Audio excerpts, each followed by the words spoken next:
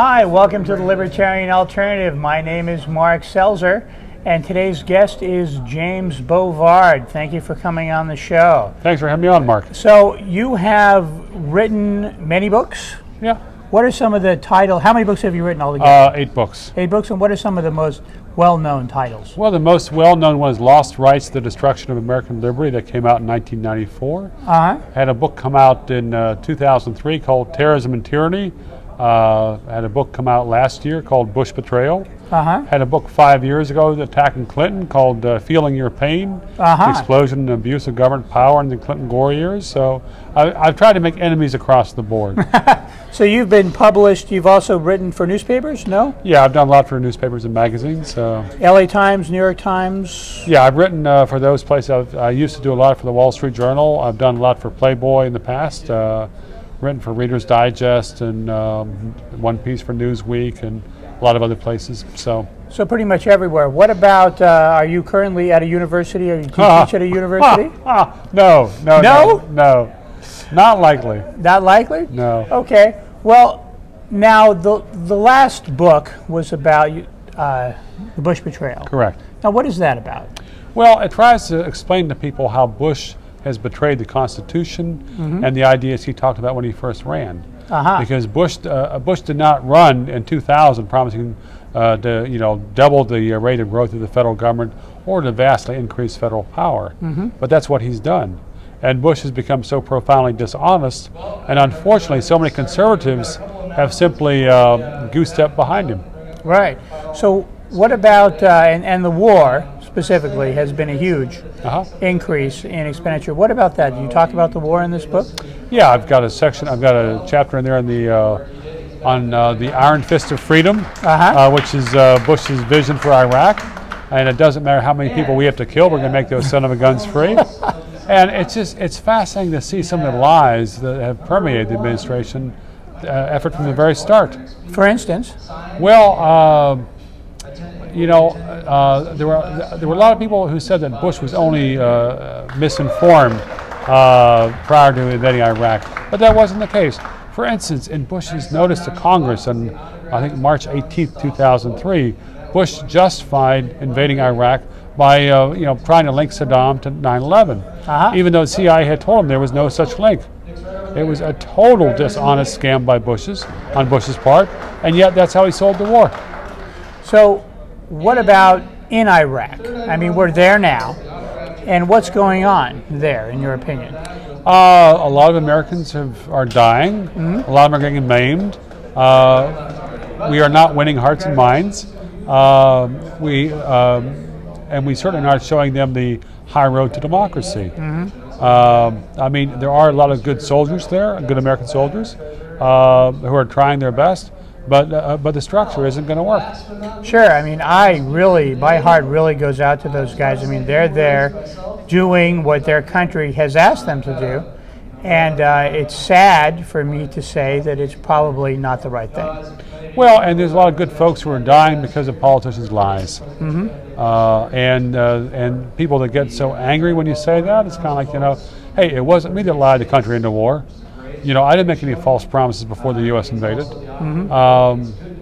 I haven't been doing bait and switch on weapons of mass destruction. But Bush is so contemptuous of any kind of responsibility for the lies he's told. He was asked by a Washington Post reporter shortly after his re-election, he was asked, well, what's going to happen because of these false statements on Iraq and these policy failures and the U.S. mistakes here?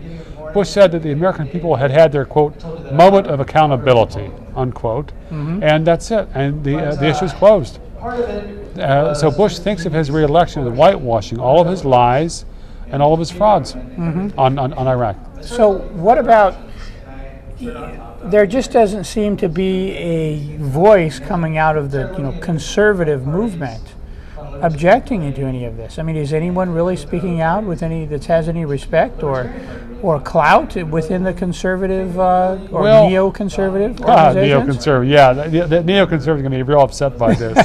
Yeah, it's really breaking their hearts. The U.S. went to war there. There's some conservatives that have said some good things. Pat Buchanan's occasionally said some great things on the war. His magazine's done some very good stuff on it, American Conservative magazine. Otherwise, if you talk to conservatives in private, a lot of them are very worried, a lot of them are unhappy, but mostly in public they're just kind of going with the, staying with the, staying with the president. Right. It seems the legitimate right wing, or what I would call the legitimate right wing, seems to be against the war, but they seem to be a very small group of people that really aren't making much noise. They're kind of getting along to go along. Yeah, I don't know what the standard for the right, for the part of it that would be considered legitimate or illegitimate. I don't know. It's ugly. It's ugly.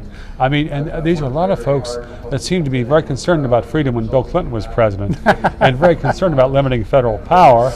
But but Bush becomes president, and all of a sudden the president's power is sacrosanct. Right. It's kind of like smaller government, but smaller Democratic Party government, but more of our kind of government. Less of your kind of government, but more of my kind of government. Well, and it's it seems very comfortable with strong arm tactics, strong arm methods.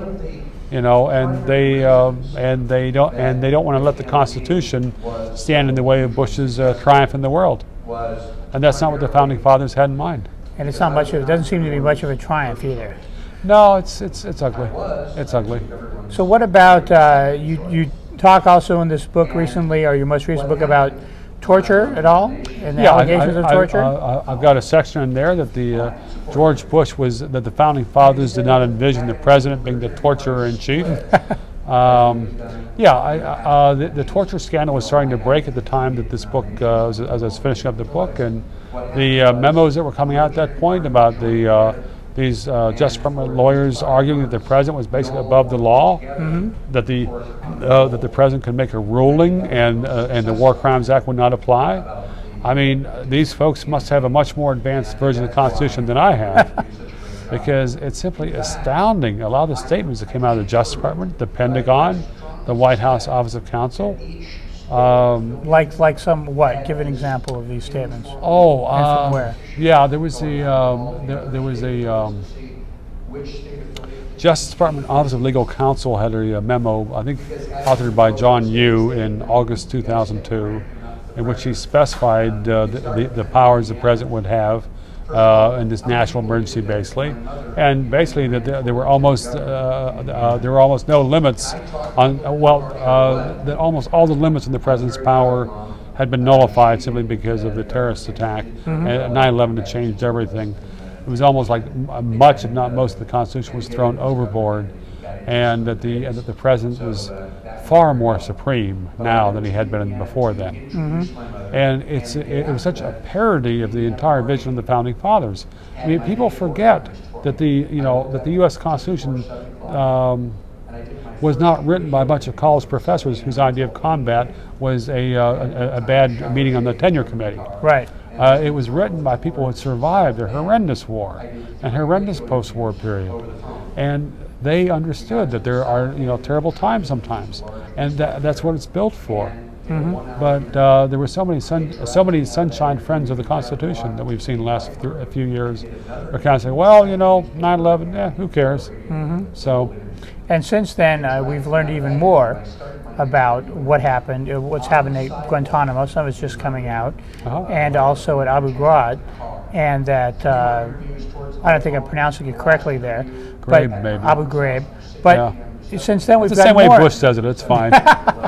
So we've had more information come out, and it seems more and more ugly each time, and the press seems to talk about it less and less.